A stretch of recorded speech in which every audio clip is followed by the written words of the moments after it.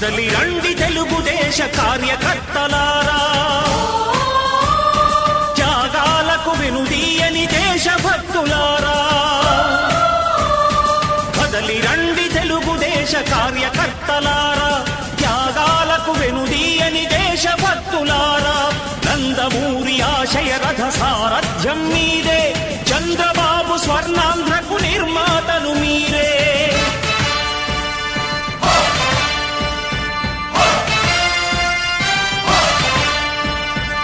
కదలి రండి తెలుగుదేశ కార్యకర్తలారా, త్యాగాలకు వెనుదీయని దేశభక్తులారా.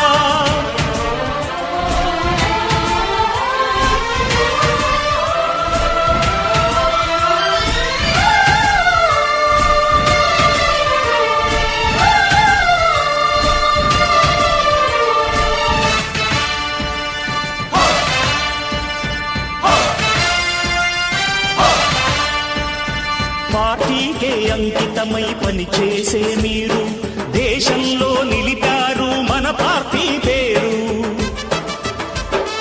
పార్టీకే అంకితమై పనిచేసే మీరు దేశంలో నిలిపారు మన పార్టీ పేరు.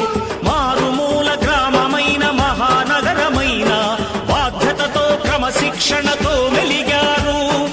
ఆశయాలు పండించే జీవనదులు మీ సేవలు, మీరే మన రాష్ట్ర ప్రగతి సౌధానికి పునాదులు.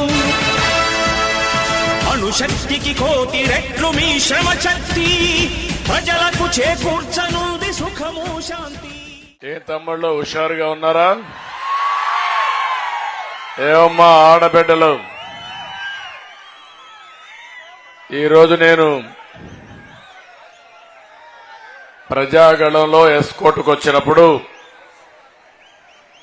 నాకు స్వాగతం పలికిన గౌరవనీయులు విశాఖపట్నం పార్లమెంట్ అభ్యర్థి అయినటువంటి భరత్ గారు, ఎస్కోట అసెంబ్లీ అభ్యర్థి అయినటువంటి కోళ్ల లలిత్ కుమార్ గారు, జనసేన ఈ నియోజకవర్గం ఇన్ఛార్జ్ అయినటువంటి సత్యనారాయణ గారు, బీజేపీ నియోజకవర్గం ఇన్ఛార్జ్ అయినటువంటి జగదీశ్వరి గారు, గౌరవనీయులు మొన్నటి వరకు అమెరికాలో ఉండి నా ప్రజలకు సేవ చేయాలని ఈ నియోజకవర్గానికి వచ్చినటువంటి దొంపా కృష్ణ గారు, అదే మాదిరిగా నాకు ప్రాణ సమానమైనటువంటి తెలుగుదేశం పార్టీ కుటుంబ సభ్యులందరికీ, జన సైనికులకి, బీజేపీ నాయకులకి, కార్యకర్తలకి, ఎస్కోటకు చాలా సార్లు వచ్చారు గాని ఈరోజు శృంగవరపు కోట యుద్ధానికి సై అంటా ఉంది, కాలు దువ్వతా ఉంది. దీనికి కారణం ఒక్క ఛాన్స్ అని నమ్మి నిండా మునిగిన ప్రజల్లో బాధ, ఆవేదన, ఆక్రందన స్పష్టంగా కనపడుస్తున్నాయి. ఇంకో పక్క మీ ఉత్సాహం చూస్తున్నాను. ఇది 43వ ప్రజాగళం మీటింగ్ చూస్తా ఉంటే ఊర్లు కదులుతున్నాయి. ఎక్కడికెక్కడ చూస్తే జన సముద్రాన్ని మరపించే విధంగా మీరు మీటింగులకు వస్తున్నారు. రావడమే కాదు, ఘోషిస్తున్నారు, ఒకే మాట చెప్తున్నారు, ఎట్టి పరిస్థితుల్లో వైఎస్ఆర్సీపీ ఓడిపోవాలి, మా పిల్లల భవిష్యత్తు బాగుండాలనేది మీ అందరి ఆకాంక్ష. నేను అనేక తుఫాన్లు చూశాను, ఉదు తుఫాను కూడా చూశాను. దానికంటే పెను తుఫాను, రాజకీయ తుఫాను మే 13వ తారీఖున వస్తుంది తమ్ముళ్ళు. ఈ దెబ్బకు వైఎస్ఆర్ కాంగ్రెస్ పార్టీ బంగాళాఖాతంలో కలిసిపోవడం ఖాయం.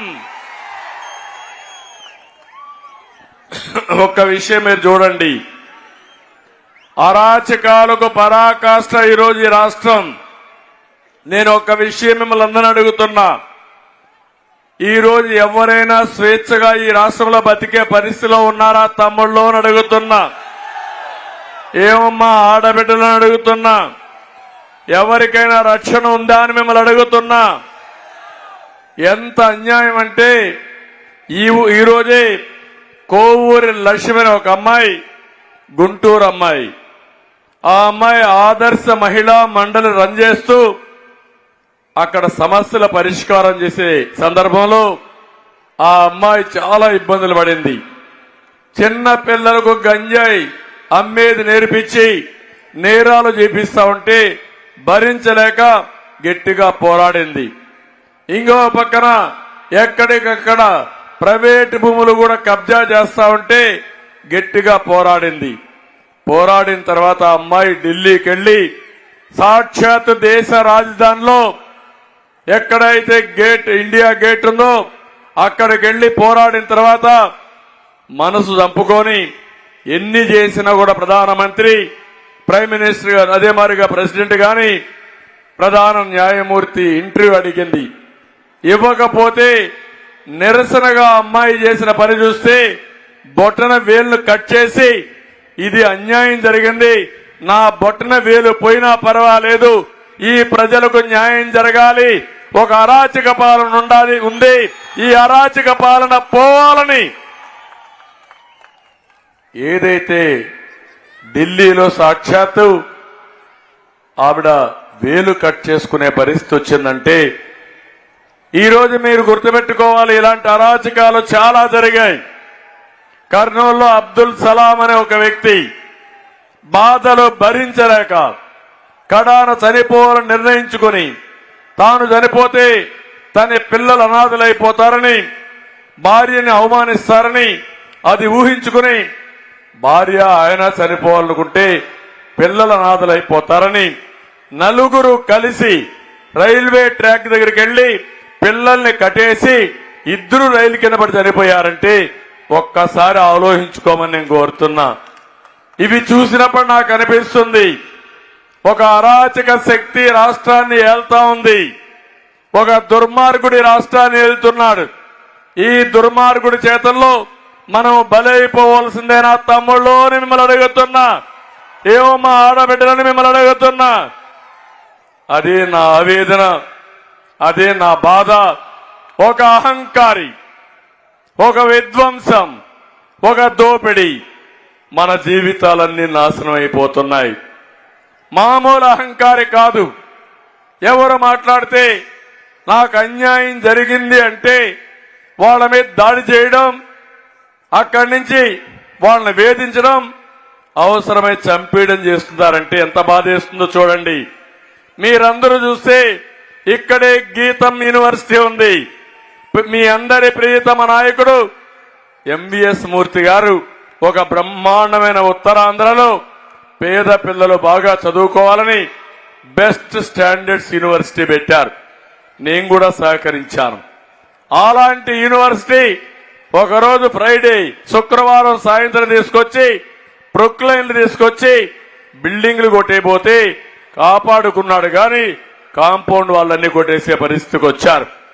ప్రతి శుక్రవారం మీరు చూస్తే కేసులు పెట్టి లోపల పెడతారు, లేకపోతే ప్రొక్లైన్లు తీసుకొచ్చి ఆస్తుల్ని ధ్వంసం చేస్తారు. ఈ రాష్ట్రంలో చట్టం లేదు, న్యాయం లేదు, నియంతృత్వం. జగన్మోహన్ రెడ్డి ఒక సైకో. మీరు ఒక్కొక్క విషయం గుర్తుపెట్టుకోవాలి, అతను ఒక అహంకారి. అహంకారికి సైకోతనం కలిసి వచ్చింది. నేను అడుగుతున్నా ఈరోజు ఈ యొక్క ఎస్కోట్ లో తమ్ముళ్ళు ఇక్కడ గంజాయి అమ్ముతున్నారా లేదా అని మిమ్మల్ని అడుగుతున్నా. అమ్ముతున్నారా లేదా అని మిమ్మల్ని అడుగుతున్నా. అమ్ముతున్నారంటే చేతుల పైకి చూపించండి. రాష్ట్రం అంతా కూడా గంజాయి మయమైపోయింది, డ్రగ్స్ మయమైపోయింది, చీప్ లిక్కర్ మయమైపోయింది. అడిగితే ఒక వ్యక్తి స్వార్థం కోసం రాష్ట్రాన్ని నాశనం చేసే పరిస్థితికి వచ్చారు. ఒక్కసారి మీరు ఆలోచించండి. నేను ముఖ్యమంత్రిగా ఉన్నప్పుడు విశాఖపట్నానికి ప్రాధాన్యత ఇచ్చాను. నేను ఎప్పటికప్పుడు ఇక్కడికి వచ్చేవాడిని. ఒకసారి ఉదువు తుఫాను వస్తే తుఫాను కంటే ముందు ఇక్కడికి వచ్చి మీరు కష్టాల్లో ఉంటే తిరిగి మామూలుగా కోలుకునే వరకు 10 రోజులు బస్సులోనే కాపురం ఉండి మీకు న్యాయం చేసిన పార్టీ తెలుగుదేశం పార్టీ ఒక్కసారి గుర్తించుకోవాలి. అందుకే ఇప్పుడు కూడా తుఫాను కంటే ముందు, తుఫాన్ తర్వాత విశాఖపట్నాన్ని మనం ఒకసారి ఆలోచించే పరిస్థితి వచ్చింది. నేను ఒకటే ఆలోచించాను, ఇక్కడ మీరందరున్నారు, ఇక్కడ పిల్లలున్నారు, బాగా చదివిస్తే హైదరాబాద్కో బెంగళూరుకో చెన్నైకి పోయే పని లేకుండా విశాఖపట్నంలో ఉద్యోగాలు ఇవ్వాలని, మీ పిల్లల భవిష్యత్తు బంగారు భవిష్యత్తు చేయాలని నేను ఆ రోజు ముందుకు పోయాను. ఎన్నో సదస్సులు పెట్టాను, ప్రపంచం తిరిగి వచ్చాను, అనేక పెట్టుబడులు తీసుకొచ్చాం. అవన్నీ తీసుకొచ్చి పెద్ద ఎత్తున విశాఖపట్నాన్ని ఒక ఐటీ హబ్గా తయారు చేయాలని, ఒక ఆర్థిక రాజధానిగా తయారు చేయాలని, ఒక టూరిజం హబ్గా తయారు చేస్తే మనందరికి ఉద్యోగాలు వస్తాయని నేను పోయాను. కానీ ఈరోజు ఏం జరిగింది? అదే విశాఖపట్నాన్ని ఒక గంజాయి క్యాపిటల్ గా, లేకపోతే ఒక క్రైమ్ క్యాపిటల్ గా తయారు చేసే పరిస్థితికి వచ్చారు. ఎంత బాధ అంటే అంత బాధేస్తుంది. విశాఖ మంచి వాళ్లకు స్థానం ఉండే ప్రదేశం ఇది. నేరాలు తెలియనట్టు ప్రజానీకం, ఎప్పుడు కూడా మంచిని ఆకర్షించే ప్రజానీకం. అలాంటిది ఇక్కడ వీళ్ళు ఇష్ట ప్రకారం చేసి ఈరోజు దేశంలో కూడా ఎక్కడన్నా గంజాయి పట్టుబడితే ఎక్కడి నుంచి తెచ్చారంటే విశాఖపట్నం అని చెప్పే పరిస్థితి వచ్చిందంటే బాధాకరం అని చెప్పి కూడా నేను మీకు తెలియజేస్తున్నా. నేను ఒకటే కాదు, ఈరోజు విశాఖపట్నంలో నేను మిమ్మల్ని అందరిని అడుగుతున్నా, మీ అందరికీ భద్రత ఉందా తమ్ముళ్ళు? నేను అడుగుతున్నా. భూబకాసులు వచ్చారా లేదా అని మిమ్మల్ని అడుగుతున్నా. అదే కాకుండా ఎప్పుడు కూడా విశాఖపట్నంలో నేను ఎప్పుడు చూడండి కూల్చివేతలు, సెటిల్మెంట్లు, కబ్జాలు, బెదిరింపులు, భూమాఫియా ఒకటి రెండు కాదు. ఎక్కడికక్కడ మీరు చూస్తే ఒక రాక్షస మూక వచ్చి ఈ ప్రాంతాన్ని కొల్లగొట్టే పరిస్థితికి వచ్చారు. ఒకప్పుడు ప్రశాంతమైన ప్రాంతం ఉత్తరాంధ్రలో అశాంతి, అలజడి ఇవన్నీ వచ్చాయంటే ఈ దుర్మార్గులే కారణం. ఇంకో పక్క మిమ్మల్ని ఒకటే అడుగుతున్నా, ఇప్పటికే రాష్ట్రం మొత్తం బ్లేడ్ బ్యాచ్ వచ్చింది, గంజాయి బ్యాచ్ వచ్చింది. రేపు రాబోయే రోజుల్లో ఈ దుర్మార్గులు వస్తే మళ్లీ మన విశాఖపట్నం మరో పులివెందలుగా మారిపోతుంది.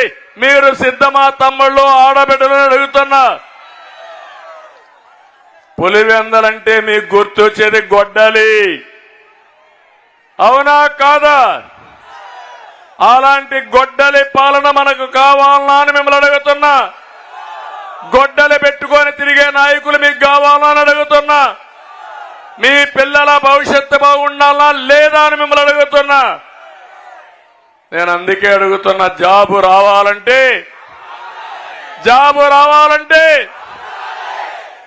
మనం వస్తే జాబు వస్తుంది, జగన్ ఉంటే గంజాయి వస్తుంది. మీకు గంజాయి కావాలా, జాబు కావాలా తమ్ముళ్ళు? ఇప్పుడు కొత్తగా మాట్లాడుతున్నాడు ఆయన, కొత్త యాక్ట్ ఒకటి తీసుకొచ్చాడు, అన్ని అయిపోయినాయి.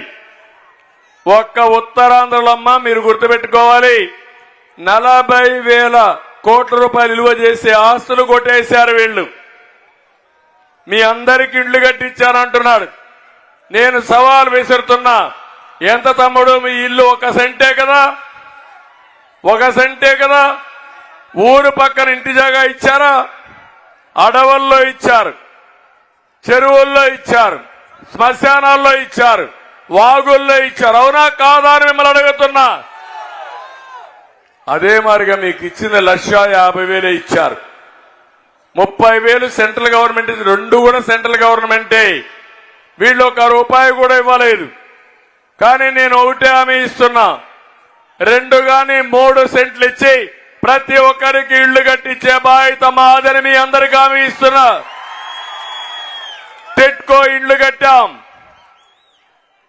ఒక మంచి ఇండ్లు కట్టాం, విశాలమైన రోడ్లు, డ్రైనేజ్ గాని, డ్రింకింగ్ వాటర్ గాని, కరెంటు గాని, అక్కడ కమ్యూనిటీ బిల్డింగ్స్ అన్ని కట్టి నివాస యోగ్యమే కాకుండా మీకు ఒక ఆస్తిని కల్పించే విధంగా తయారు చేశాం.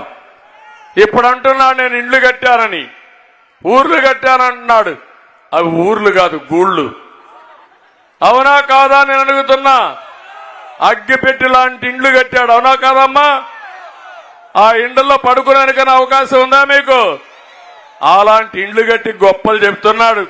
నేను అందుకే చెప్తున్నా, అవసరమైతే 3 సెంట్ల భూమి ఇచ్చింటికి పూర్తిగా ఇల్లు కట్టించి మీకు ఒక విలువైన ఇంటి జాగా ఇండ్లు ఇచ్చే బాధ్యత మాదని మీకు తెలియజేస్తున్నా. ఈరోజు మీరు ఒక్కసారి ఆలోచిస్తే రాష్ట్రంలో మొత్తం దోపిడీ అయిపోయింది. ఈరోజు కొత్తగా ఒక చట్టాన్ని తీసుకొస్తున్నాడు, అది ల్యాండ్ టైటిలింగ్ యాక్ట్ అని. మీరు ఒక్క విషయం ఈ కుండోళ్ళందరూ గుర్తుపెట్టుకోవాలి. ఏం తమిళలో మీ అందరి భూములు ఉన్నాయా లేదా? కాస్త కూస్త భూములు ఉన్నాయా లేదా? ఎవరిచ్చారా భూమి? జగన్మోహన్ రెడ్డి మీకు ఇచ్చాడా? జగన్మోహన్ రెడ్డి తాత మీకు ఇచ్చాడా? ఆ భూమి మీ నాన్న, మీ తాత, మీ ముత్తాతలు ఇచ్చారు, అవునా కాదా అని అడుగుతున్నా. పట్టాదారు పాస్ బుక్ ఉంది. ఏం తమ్ముళ్ళు, పట్టాదారు పాస్ పుస్తకం పైన బొమ్మే ఉంది తమ్ముళ్ళు. ఎవరిది బొమ్మ? ఎవరిది బొమ్మ? సైకోది, అవునా కాదమ్మా? అంటే నిద్రలేసి ఆ సైకో బొమ్మ మీరు చూడాలా? ఏమైనా మీ ఒకవేళ ఆయన భూమి ఇస్తే ఆయన ఫోటో వేసుకోవచ్చు. మీ నాన్న, మీ తాత, మీ ముత్తాత ఇస్తే ఈ సైకో ఫోటో ఏంటి అని అడుగుతున్నా. ఇంకో పక్క మీ పొలాలున్నాయి, దానికి సర్వే రాళ్ళు వేస్తాడంట. దాంట్లో కూడా ఎవరు ఫోటో వేస్తాడు? అక్కడ కూడా సైకో ఫోటో. ఇంటికి పోయినా ఆయన ఫోటో, పొలానికి పోయినా ఆయన ఫోటో. ఆ సైకోను చూస్తే మీరు భయపడతా ఉండాలి. ఇప్పుడు కొత్తగా ఒక పని చేశాడు, రికార్డ్స్ అన్ని తీసేస్తాడంట. మీ ఆస్తి ఆన్లైన్ లో పెడతాడంట. దానికి పెత్తనం జగన్మోహన్ రెడ్డి పెట్టుకుంటాడంట. రేపటి నుంచి ఆయన గాని మీ పేరు రాసి వేరే వాళ్ళ పేరు రాస్తే మీరు కోర్టు కూడా పోయే పనే లేదు. ఇంకా ఎవ్రీ 90 రోజులకు ఒకసారి చెక్ చేసుకోవాలి. మీరు చెక్ చేసుకోకపోతే మీ పేరు మారిస్తే ఇంకా గోయిందా గోయిందా. ఈరోజు టెక్నాలజీని చాలా ప్రమాదం. మంచి వాళ్ళ చేతల్లో టెక్నాలజీ ఉంటే మనకన్నీ మంచి జరుగుతాయి. దుర్మార్గుల చేతల్లో టెక్నాలజీ ఉంటే మన ఆస్తులు కూడా బలవంతంగా కబ్జా చేసి మెడ మీద కత్తిపెట్టి రాయించుకుంటా ఉంటే రేపు ఆ పని కూడా అవసరం లేదు. నెంబర్ మారిస్తే మనం ఏమీ చేయలేని నిస్సహాయ స్థితిలోకి వస్తామని చెప్పి కూడా నేను మీకు తెలియజేస్తున్నా. అందుకే నేను ఒకే మాట చెప్తున్నాను. ఈరోజు ఆయన అంటున్నాడు నేను మీ బిడ్డ మీ బిడ్డ అని వస్తున్నాడు. మీ బిడ్డ కాదు, ఈ రాష్ట్రానికి క్యాన్సర్ గడ్డ, అవునా కాదా తమ్ముళ్ళు అని అడుగుతున్నా. నిన్నే మీరు చూశారు గులకరాయి డ్రామా చూశారు కదా తమ్ముళ్ళు. విజయవాడలో నడి రోడ్లో పోతామంటే కరెంట్ ఆఫ్ అయిపోతుంది. నా మీటింగ్లకు ఎక్కడా కరెంట్ ఆఫ్ కాలేదే. నీ మీటింగ్ నేను అవసరమైతే మీరు కరెంట్ ఆఫ్ చేస్తారని మేము జనరేటర్ కూడా పెట్టుకున్నాం. దొంగలు కాబట్టి మీరు ఎందుకు పెట్టుకోలేదని అడుగుతున్నా నేను. కరెంట్ ఆఫ్ అయిపోతుంది, గులకరాయి వస్తుంది, ఆ గులకరాయి తగులుతుంది, డ్రామా స్టార్ట్ అవుతుంది. డ్రామా రాయుడి దగ్గర నుంచి దాంతో 5 నిమిషాల్లో అక్కడే ఉంటారు, నన్ను తీసుకొచ్చి చూపిస్తారు. అంటే మీరు ఒక్క విషయం గుర్తుపెట్టుకోవాలి, సింపతి కోసం డ్రామాలాడే దుర్మార్గుడు ఈ జగన్మోహన్ రెడ్డి.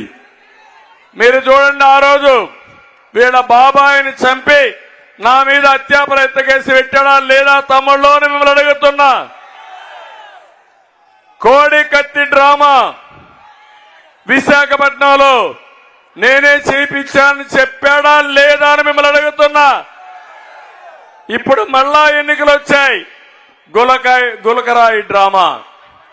అంటే నేను పోయినప్పుడు, పవన్ కళ్యాణ్ గారు పోయినప్పుడు రాళ్లేస్తారు, కర్రలతో దాడి చేస్తారు. అడిగితే ప్రజాస్వామ్యం స్వేచ్ఛ ఉంది, నిరసన తెలియజేసి చెప్తారా మీరు? గులకరాయి వస్తే ఇది హత్యా ప్రయత్నం అని చెప్పే నీచ సంస్కృతితో మీరు ముందుకు పోయే పరిస్థితికి వచ్చారు. అందుకే ఎవరన్నా నమ్ముతున్నారా తమ్ముళ్ళు అని మిమ్మల్ని అడుగుతున్నా. ఈరోజు ఈయన చెప్పేది మీ బిడ్డని. ఈయన వచ్చిన తర్వాత మనం చూస్తే ఒక్కసారి ఆలోచించండి. 2019లో వస్తానే ఏం చెప్పాడు? వ్యవసాయాన్ని బాగు చేస్తానని చెప్పాడా లేదా? చేశాడా అంటున్నా మిమ్మల్ని. ఈ క్యాన్సర్ బిడ్డ వల్ల, ఈ క్యాన్సర్ గడ్డ వల్ల వ్యవసాయం చచ్చిపోయింది. ఈరోజు రైతులు ఆత్మహత్యలు చేసుకునే పరిస్థితి వచ్చారు. రైతులందరూ కూడా నిర్వీర్యమైపోయారు, అప్పుల పాలైపోయే పరిస్థితి వచ్చారని చెప్పి నేను మీకు తెలియజేస్తున్నా. ఇంకో పక్క ఇక్కడే రిషికొండ ఉంది.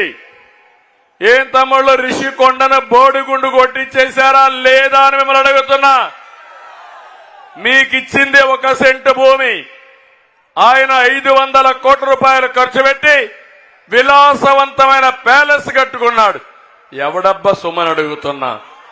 మీ నాన్న జాగీడా ఇది? మీ తాత ముత్తాతనిచ్చారా? పన్నులు కట్టింది మీరు, అవునా కాదా? పేదవాళ్ళ డబ్బులు, అవునా కాదా? నీకు ఒక విలాసవంతమైన భవనం కావాలనా? ప్యాలెస్లు కావాలనా? హైదరాబాద్ లో ఒక ప్యాలెస్, లోటస్ ప్యాలెస్ ఉంది, బెంగళూరులో ఉంది, ఇడుపులబాయిలో ఉంది, పులివెందల్లో ఉంది, చెన్నైలో ఉంది. ఇక్కడ ఒక ప్యాలెస్ కట్టుకుంటాడు. దానికి కూడా పర్యావరణాన్ని పూర్తిగా దెబ్బతీసి రిషికొండ అంటే విశాఖపట్నానికి వన్ని తెచ్చే కొండది, ఋషులు తపస్సు చేసిన కొండ. అక్కడ ప్యాలెస్ కట్టుకొని మనలందరినీ ఎగతాళి చేసే పరిస్థితికి వచ్చాడు. ఈ క్యాన్సర్ గడ్డ వచ్చినాకే ప్రశాంతమైన విశాఖపట్నం ఎక్కడికక్కడ అశాంతికి పాలయ్యింది. నేను అడుగుతున్నా, ఈ క్యాన్సర్ గడ్డ వచ్చినాక 200 రూపాయలు కరెంటు నేనున్నప్పుడు అవునా కాదా అని మిమ్మల్ని అడుగుతున్నా. ఇప్పుడు ఎంత తమ్ముళ్ళు అని మిమ్మల్ని అడుగుతున్నా. 1000 రూపాయలు అయిందా లేదమ్మా అడుగుతున్నా. అంటే ఒక కరెంటు 200 రూపాయలు 1000 రూపాయలు అయిపోయింది. అంటే నేను కరెంటు ఛార్జీలు పెంచానా అని మిమ్మల్ని అడుగుతున్నా.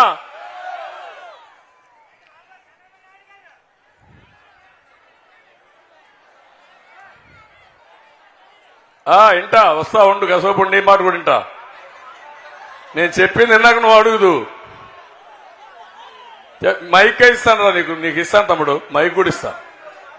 ఇంకో పక్క మీరు చూస్తే ఈ క్యాన్సర్ గడ్డ వచ్చినాక తమ్ముళ్ళు 60 రూపాయల మద్యం ఎంతైంది తమ్ముళ్ళు అని మిమ్మల్ని అడుగుతున్నా. ఇప్పుడు 60 రూపాయల మద్యం 200 రూపాయలు అయిందా లేదా? దీనివల్ల నాసిరకం వచ్చిందా లేదా? మీ ఆరోగ్యం పోయిందా లేదా? దీనికి కారణం ఎవరు? ఈ క్యాన్సర్ గడ్డ, అవునా కాదా అని మిమ్మల్ని అడుగుతున్నా.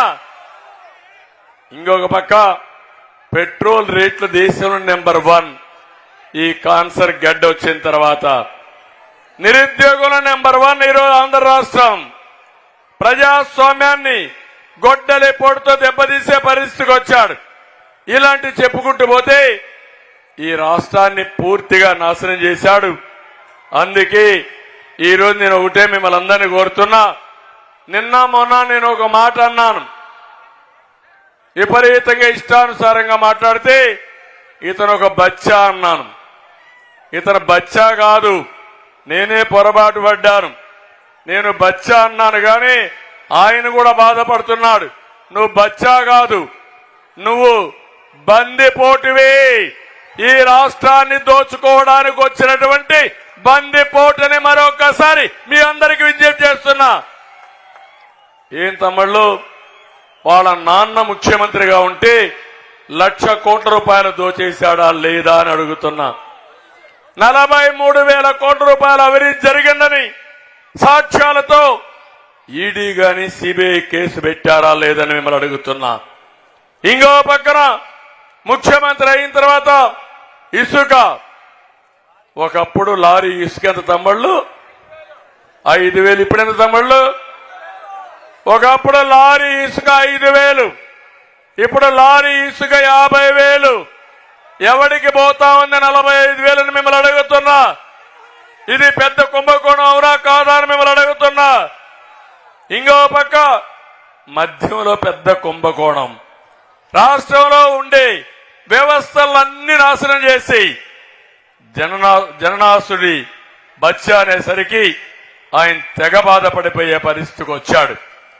ఇది కాకుండా నేను ఒకటే మీ అందరికి విజ్ఞప్తి చేస్తున్నాను, ఈ రాష్ట్రాన్ని కాపాడుకోవాలి.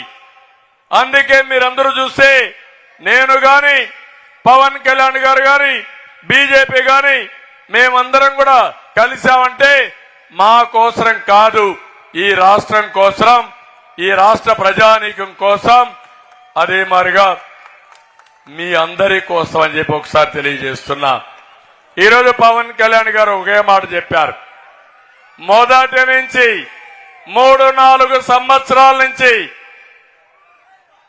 వైఎస్ఆర్ కాంగ్రెస్ పార్టీ వ్యతిరేక ఓటు చీలడానికి వీల్లేదని మొట్టమొదటిసారి చెప్పిన వ్యక్తి పవన్ కళ్యాణ్ గారు అని చెప్పి నేను మీకు తెలియజేస్తున్నా. ఈ రాష్ట్రం మీద అభిమానంతో 2014లో పోటీ చేయకుండా ఎన్డీఏకి సహకరించిన వ్యక్తి పవన్ కళ్యాణ్ గారు అని చెప్పి నేను మీకు తెలియజేస్తున్నా. అలాంటి వ్యక్తి ఈరోజు ముందుకొచ్చి పొత్తు పెట్టుకోవాలనుకున్నప్పుడు ఒకరు గొప్ప ఒకరు తక్కువ కాకుండా అందరం కలిసి త్యాగాలు చేశాం. 40 ఏళ్ల అనుభవం ఉండే తెలుగుదేశం పార్టీ 8 సీట్లు వదిలి 31 అసెంబ్లీ సీట్లు 8 పార్లమెంట్లు వదిలిపెట్టి మేము పోటీ చేశాం. ఇంకో పక్క జనసేన ఒక బలం ఉన్నా వాళ్ళు కూడా 21 అసెంబ్లీ 2 పార్లమెంటుకు పరిమితమయ్యారు. జాతీయ స్థాయిలో ఉండే బీజేపీ 6 పార్లమెంట్లు తీసుకుని 10 అసెంబ్లీ సీట్లకు పరిమితం అయ్యే పరిస్థితికి వచ్చారు. మా అందరి కలయిక మా కోసరం కాదు, రాజకీయ పార్టీల కోసరం కాదు, పదవుల కోసరం కాదు, ప్రజలు గెలవాలి, రాష్ట్రం నిలబడాలి, ఈ దుర్మార్గుల చేతుల నుంచి కాపాడుకోవాలని ఏకైక ధ్యేయంతో మేము కలిశామని చెప్పి కూడా నేను మీకు తెలియజేస్తున్నా. నేను ఒకటే మిమ్మల్ని అందరినీ కోరుతున్నా, ఇక్కడ ఉత్తరాంధ్ర ప్రజానీకం యువత ఉంది. తమ్ముళ్ళు మీ భవిష్యత్తు బంగారు భవిష్యత్తు కావాలా లేదా అని మిమ్మల్ని అడుగుతున్నా. అందుకే ఉత్తరాంధ్ర అంటే నాకు ఒక నమ్మకం. పిల్లలు బాగా కష్టపడతారు. ఆర్మీలో కూడా ఎక్కువ మంది పిల్లలు ఉద్యోగాలు చేస్తారంటే అది ఉత్తరాంధ్ర పిల్లలే ఆర్మీకి పోతున్నారు. దేశాన్ని కాపాడంలో ముందుండేది ఉత్తరాంధ్ర అని చెప్పి నేను మీకు తెలియజేస్తున్నా.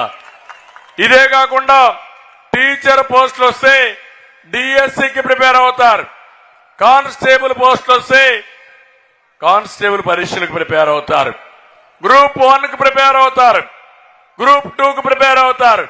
ఈ విధంగా ఎప్పటికప్పుడు మీరు పెద్ద ఎత్తున ట్రైనింగ్ తీసుకొని ముందుకు పోతున్నారు. నేను అడుగుతున్నా ఈ రోజు మీ అందరినీ, తమ్ముళ్ళు 5 సంవత్సరాల్లో డిఎస్సి పెట్టాడా అని అడుగుతున్నా, జాబ్ క్యాలెండర్ పెట్టాడా అని మిమ్మల్ని అడుగుతున్నా, ఒక్కరికి ఉద్యోగం వచ్చిందా అని అడుగుతున్నా, పెట్టుబడులు వచ్చాయా అని అడుగుతున్నా, మీ పిల్లలకు భవిష్యత్తు ఉంటుందా అని అడుగుతున్నా. అందుకే నేను హామీ ఇస్తున్నా, యోగాళం కింద మొదటి సంతకం డిఎస్సి పైన, మెగా డిఎస్సి పైనే పెడతాను. రెండోది, ఎప్పటికప్పుడు ఉద్యోగాల నోటిఫికేషన్ ఇస్తాం. తెలుగుదేశం పార్టీ హయాంలో ఎక్కడికక్కడ నోటిఫికేషన్లు ఇచ్చి 5 సంవత్సరాలు 2 సార్లు ఇచ్చాం, 14 సంవత్సరాలు 8 సార్లు ఇచ్చాం. తెలుగుదేశం పార్టీ హయాంలో 11 సార్లు ఇచ్చి ఇప్పుడు పనిచేసే టీచర్లు 75% తెలుగుదేశం ప్రభుత్వం నియమించిన టీచర్లే ఉన్నారని చెప్పి కూడా నేను మీకు తెలియజేస్తున్నా. అందుకే మీ అందరికీ ఒకటే విజ్ఞప్తి చేస్తున్నాను, స్కూలుకు రంగులు కొడితే నాణ్యత పెరగదు. కావాల్సింది పిల్లల్ని బాగా చదివించే టీచర్లని నియమించాలి, నాణ్యమైన ఎడ్యుకేషన్ ఇవ్వాలి. ప్రతి ఒక్క ఊరిలో స్కూల్స్ ఉండాలి. 3వ తరగతి చదివే పిల్లలు 5-6 కిలోమీటర్లు నడవాలంటే స్కూల్ మానేసే పరిస్థితి వస్తుంది. అలాంటి తప్పుడు నిర్ణయాల వల్ల చాలా ఇబ్బందులు వచ్చాయి. అందుకే నేను మీ అందరికీ ఒకటి హామీ ఇస్తున్నాను, ఒక స్పష్టత ఇస్తున్నాం. సంపద సృష్టించడం తెలిసిన పార్టీ తెలుగుదేశం పార్టీ. ఈ రోజు ఇక్కడ ట్రైబల్ యూనివర్సిటీ తీసుకొచ్చాం. ఆ ట్రైబల్ యూనివర్సిటీ వచ్చుంటే ఈ ప్రాంతం అభివృద్ధి అయ్యేది. మన పిల్లలు చదువుకునేవారు, గిరిజన పిల్లలు బాగా చదువుకుని ప్రయోజకులుగా తయారయ్యేవాళ్ళు. 5 ఏళ్లయింది నేను ప్రారంభించిన యూనివర్సిటీని మధ్యలో వదిలిపెట్టి గజపతి నగరం అని డ్రామాలాడి అసలు కేంద్రం పెట్టే యూనివర్సిటీ రాకుండా చేసిన దుర్మార్గుడు ఈ జగన్మోహన్ రెడ్డి అని చెప్పి కూడా నేను మీకు తెలియజేస్తున్నా. అది కాకుండా విశాఖపట్నంలో ఐటీ కంపెనీలు వస్తాయి. నేను ఆ రోజు ఒకటి ఆలోచించాను, ఏదైతే అదాని డేటా సెంటర్ వస్తే ఆర్టిఫిషియల్ ఇంటెలిజెన్స్ వరకు పోయి ఉంటే ఈరోజు కొన్ని లక్షల మంది పిల్లలకు మన వాళ్ళకు ఉద్యోగాలు వచ్చేటివి. అవి రానియకుండా చేశాడు. ఐటీ కంపెనీలు తరివేశాడు. లూలు కంపెనీని తరివేశాడు.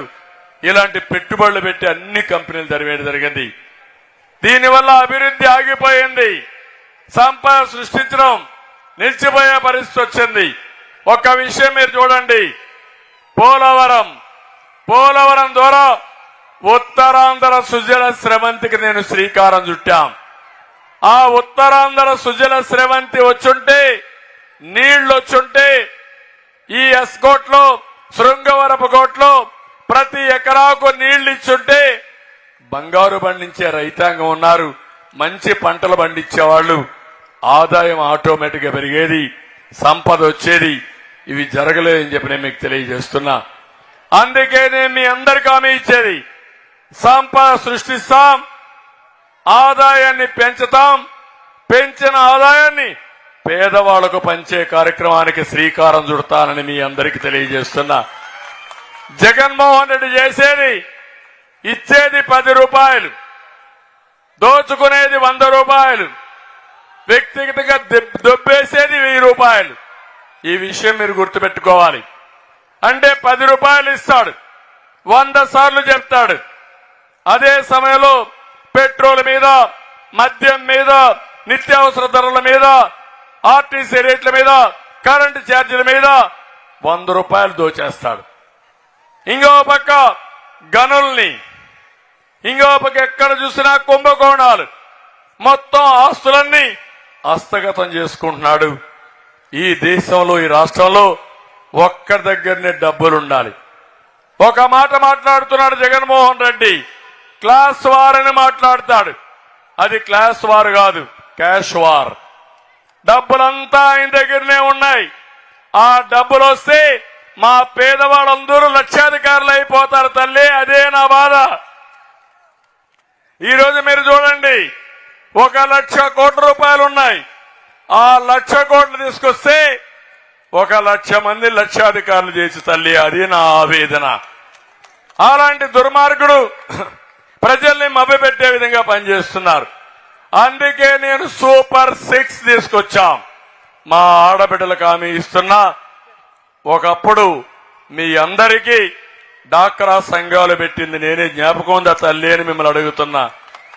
పొదుపు ఉద్యోగం నేర్పించింది నేనే, జ్ఞాపకం ఉందా అని అడుగుతున్నా. వంట గ్యాస్ ఇచ్చింది నేనే, జ్ఞాపకం ఉందా అని అడుగుతున్నా. మరుగుదొడ్లు లేకపోతే ఆడబిడ్డలు ఉదయం మరుగుదొడ్డుకి వెళ్లి సాయంత్రం వరకు ఇబ్బంది పడే సందర్భంలో ఇంటింటికి మరుగుదొడ్లు కట్టించారు, జ్ఞాపకం ఉందని అడుగుతున్నా. ఎన్టీ రామారావు గారు వచ్చిన తర్వాత ఆస్తిలో సమాన హక్కు ఇచ్చాడు, జ్ఞాపకం ఉందా తల్లి మీకు? తల్లిదండ్రుల ఆస్తిలో సమాన హక్కు ఇచ్చిన వ్యక్తి ఎన్టీ రామారావు గారు. ఇప్పుడు వాళ్ళ చెల్లెలు చెప్పింది, వాళ్ళ తండ్రి ఆస్తిలో సమాన హక్కు ఇవ్వకుండా ఆవిడికి అప్పిచ్చాడు. అప్పిచ్చి ఆవిడ వేధించడానికి. అలాంటి దుర్మార్గుడు కనీసం చెల్లికి కూడా ఆస్తిలో వాటా ఇవ్వకుండా అప్పు కింద చూపించాడంటే అలాంటి క్యాన్సర్ గడ్డ మనకు అవసరమా తల్లి అని మిమ్మల్ని అడుగుతున్నా. ఇలాంటి దుర్మార్గుడు మీకు అవసరమా అని మిమ్మల్ని అడుగుతున్నా. ఇలాంటి ఆదర్శాలు వల్లించే దుర్మార్గుడికి మనకు అవసరమా అని అడుగుతున్నా. అందుకే నేను మీకు ఈరోజు చెప్తున్నా, మా ఆడబిడ్డల కోసం మహాశక్తి తీసుకొచ్చాను. మహాశక్తిలో ప్రతి ఆడబిడ్డకి 1500 రూపాయలు నెలకిస్తా. సంవత్సరానికి 18,000, 5 ఏళ్లకు 90,000 రూపాయలు మీకు ఇచ్చే బాధ్యత మాదని మీ అందరికీ హామీ ఇస్తున్నా. ఇంకో పక్కన తల్లికి వందనం కింద ఎంతమంది పిల్లలుంటే అంతమంది పిల్లలకి 15,000 రూపాయలు చొప్పున ఆర్థిక సహాయం చేసే బాధ్యత మాది. దీనివల్ల పిల్లలు బాగా చదువుకుంటారు. పిల్లలు చదువుకుంటే పిల్లలే మనకు ఒక ఆస్తి. మీరు పెద్దయినాక ఆ పిల్లలు మిమ్మల్ని బాగా చూసుకునే పరిస్థితి వస్తుంది. మూడోది, నిత్యావసర వస్తువుల ధరలు పెరిగాయి. అందుకే ఆలోచించాను, ధరలు తగ్గిస్తాను. తగ్గుతాయి. తెలుగుదేశం కూటమి ప్రభుత్వం వస్తారే ఆటోమేటిక్ గా ధరలన్నీ తగ్గుతాయని చెప్పి మీ అందరికీ హామీ ఇస్తున్నా. అది సుపరిపాలన. ఇది దుష్టుని పాలన, దుర్మార్గుడి పాలన. అందుకే నేను హామీ ఇస్తున్నా, 3 గ్యాస్ సిలిండర్లు ఉచితంగా మా ఆడబిడ్డలకు ఇస్తానని మరొక్కసారి హామీ ఇస్తున్నా. ఎవరైనా మీరు కష్టంలో ఉన్నప్పుడు దేశంలోనే మొట్టమొదటిసారిగా ఆడబిడ్డ కంట్లో నీళ్లు చూశాను. వంటింటికి పోతే గంటల తరబడి వంటింట్లో ఉండి కళ్లలో నీళ్లొస్తూ కడుపులోకి ఈ పొగంతా పోయి మీ ఆరోగ్యం దెబ్బతిని చూశాను. అందుకే నేను ఆ రోజు నిర్ణయించుకున్నా, గ్యాస్ ఉచితంగా మీకు ఇవ్వాలని సిలిండర్లు ఇప్పించి రేట్లు పెంచకుండా మిమ్మల్ని కాపాడిన పార్టీ. అందుకే 3 సిలిండర్లు ఈరోజు ఇస్తానని మా ఆడబిడ్డలందరికీ హామీ ఇస్తున్నా. 4వది, ఆర్టీసీ బస్సుల్లో ఉచిత ప్రయాణ సౌకర్యం. ఏమో నేనే డ్రైవర్ని, సేఫ్ డ్రైవర్ని. మీరు బస్సు ఎక్కితే ఒకటే చెప్పండి, మా చంద్రన్న చెప్పాడు, నేను ఏ ఊరికి పోవాలన్నా నువ్వేం అడగడానికి వీలు లేదు. నేను పని చేయాలంటే పలానూరికి పోతా, పుట్టింటికి పలానూరికి పోతా. నాకు ఇచ్చిన హక్కు చంద్రన్న అని గట్టిగా చెప్పండి. అడిగితే నేనున్నానని చెప్పండి. ఏమీ భయపడక్కర్లేదు. ఇవన్నీ నేను చేస్తున్నామంటే మేము చేస్తున్నామంటే ఒక ఉద్దేశంతో చేస్తున్నా. మీకోసరం జగన్మోహన్ రెడ్డి చేసేది, జగన్మోహన్ రెడ్డి కాదు, జగన్ రెడ్డి.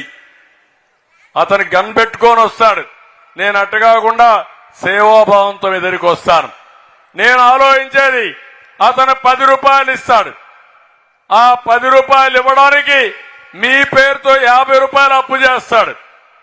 ఇంకో పక్క మీ యొక్క సంపద, ప్రజా సంపదని 100 రూపాయలు దోచేస్తాడు. నేనట్ట కాదు, ప్రజా సంపద కాపాడుతాను. మీకు అప్పు చేయకుండా చూస్తాను. సంపద సృష్టిస్తా, ఆదాయాన్ని పెంచుతా, మీ పిల్లలకు ఉద్యోగాలు ఇస్తా, మీ ఆదాయాన్ని పెంచుతా. పెంచిన ఆదాయంలో 15-20 రూపాయలు మీకిచ్చి ఆ 20 రూపాయల్ని 2,000 రూపాయలు చేస్తా, 2 లక్షల రూపాయలు చేస్తా. మా ఆడబిడ్డల్ని లక్షాధికారులుగా చేసే బాధ్యత మాదని మీ అందరికీ హామీ ఇస్తున్నా. ఇది అసాధ్యం కాదు. ఒకప్పుడు నేను పొదుపు ఉద్యమం అంటే ఎవరు నన్ను నమ్మలేదు.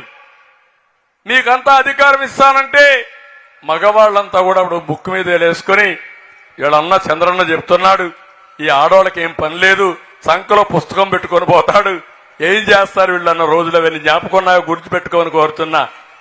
నేను ఒకటే చెప్పాను మీకు, నేను మిమ్మల్ని అందరినీ ఒక్కసారి ఆలోచించాను. ఆడబిడ్డల జీవితంలో ఎప్పుడైనా చూడండి, చిన్నప్పుడు తల్లిదండ్రుల పైన ఆధారపడతారు, పెద్ద అయితే భర్త పైన ఆధారపడతారు, ముసలి వాళ్ళైతే కొడుకుల పైన ఆధారపడతారు. నువ్వు చదివించిన నీ కొడుకు కూడా ఒక మాట అంటాడు, నీకేం తెలిదే, నువ్వు ఉండింట్లో నువ్వు వంట చేయి, నా కొడుకుని చూసుకో, నీకేం కావాలంటాడు. అంటే ఏమీ తెలియదు నా ఆడబిడ్డల్ని మభ్యపెట్టారు. నేను అదిగా చేసేది, మీరు డబ్బులు సంపాదించే మార్గం మీకు చూపిస్తాను. ఇంటి తాళం మీకు ఇస్తా. ఏది? ట్రెజరీ డబ్బా మీరు గల్లా పెట్టి ఉంటుంది ఇంట్లో. ఆర్థికంగా మీరు పైకి వస్తే 10 రూపాయలు మీ పిల్లలకి ఇస్తే, మీ మనవరాళ్ళకి కావాలని చదివిస్తే మిమ్మల్ని గుర్తిస్తారు, మిమ్మల్ని బాగా చూసుకుంటారు. అదే నా ఉద్దేశం అని మా ఆడపిల్లలందరికీ, మా ఆడబిడ్డలకు విజ్ఞప్తి చేస్తున్నా. అందుకే నేను ఒక పద్ధతి ప్రకారం వెళ్తున్నాను. P4 అన్నాను, P3 వల్ల సంపద సృష్టిస్తున్నాం. P4 వల్ల పేదల్ని లక్షాధికారులు చేయడానికి, పేదల్ని పేదరికం నుంచి పైకి తీసుకొచ్చి తద్వారా పైకి తీసుకురావాలనుకుంటున్నా. దానికి కూడా నేను ఒకటి ఆలోచించాను. సమాజంలో ఈ రోజు మీరు చూస్తే ఆర్థిక అసమానతలు పెరిగిపోతున్నాయి. టాటా లేకపోతే అదానీ, అంబానీలు లక్షల కోట్ల రూపాయలు వచ్చాయి. పేదవాడికి కడుపు నిండా తిండి లేకుండా బాధపడే పరిస్థితికి వచ్చింది. ఇది పోవాలి. పైనుండే 10 మంది, కింద నుండే 20 మందిని ఎక్కడికక్కడ ఆదుకునే విధంగా విధానాలు రావాలి. అవసరమైతే మీకు అండగా ఉండాలి. అన్ని పనులు చేయాలి. అప్పుడే సాధ్యమవుతుంది. అలాంటి విధానాన్ని శ్రీకారం చుట్టి పేదరికం లేని సమాజాన్ని చూడాలనేది నా జీవితాశయం. ఈ పేదవాళ్ల కోసమే పనిచేస్తా, రాత్రింబగుళ్ళో పనిచేస్తా, మీ రుణం తీర్చుకుంటానని మా వాళ్ళందరికీ, పేదలందరికీ విజ్ఞప్తి చేస్తున్నా. 40 ఏళ్లు చూశారు నన్ను. 40 ఏళ్లలో నేను ఎప్పుడూ స్వార్థం కోసం పనిచేయలేదు. ఇప్పుడు కూడా ఇన్ని గంటల పనిచేస్తున్నానంటే, మెషిన్ మారిగా పనిచేస్తున్నానంటే, ఒక డిటర్మినేషన్ తో పనిచేస్తున్నానంటే, నా వల్ల మీ జీవితాల్లో వెలుగు రావాలనేది ఒకటే కోరిక. వేరే కోరిక నాకేమీ లేదు. ఇప్పుడు వస్తే నాకు మళ్ళా ముఖ్యమంత్రి పదవే. నేను చూడని ముఖ్యమంత్రి ఏముందమ్మా? సమైక్య ఆంధ్రప్రదేశ్ 2 రాష్ట్రాలకి 9 ఏళ్లు ముఖ్యమంత్రిని, 10 ఏళ్లు అపోజిషన్ లీడర్ని. కానీ నా బాధ, మీరు నష్టపోయారు. ఈ రాష్ట్రం బాగా ఇబ్బందుల్లో ఉంది. అప్పుల పాలైపోయింది. తాగునీళ్లు ఇవ్వలేడు గాని మద్యం మాత్రం ఇంటింటికి సరఫరా చేసే పరిస్థితికి వచ్చారు. చాలా బాధ అది. ప్రభుత్వం అనేది తాగునీళ్లు ఇవ్వాలి. ప్రభుత్వం అనేది కనీస అవసరాలు, కరెంట్ ఇవ్వాలి. ప్రభుత్వం అనేది సివిక్ కమ్యూనిటీస్ ఇవ్వాలి. నిత్యావసర వస్తువులు అందుబాటులో పెట్టాలి. నేను అన్నా క్యాంటీన్ పెట్టాను. అన్నా క్యాంటీన్ ఏం తప్పు చేసిన తమ్ముళ్ళు అని మిమ్మల్ని అడుగుతాను. రద్దు చేశాడా లేదా? మాట్లాడితే మీరేం చేశారు చెప్పండి అంటాడు. నేనేం చేశానో చెప్తే నువ్వు పారిపోతావు. నువ్వు అబద్దాలు చెప్పడంలో దిట్టగాని చేసింది శూన్యం. అవునా కాదా తమ్ముళ్ళు అని మిమ్మల్ని అడుగుతున్నా.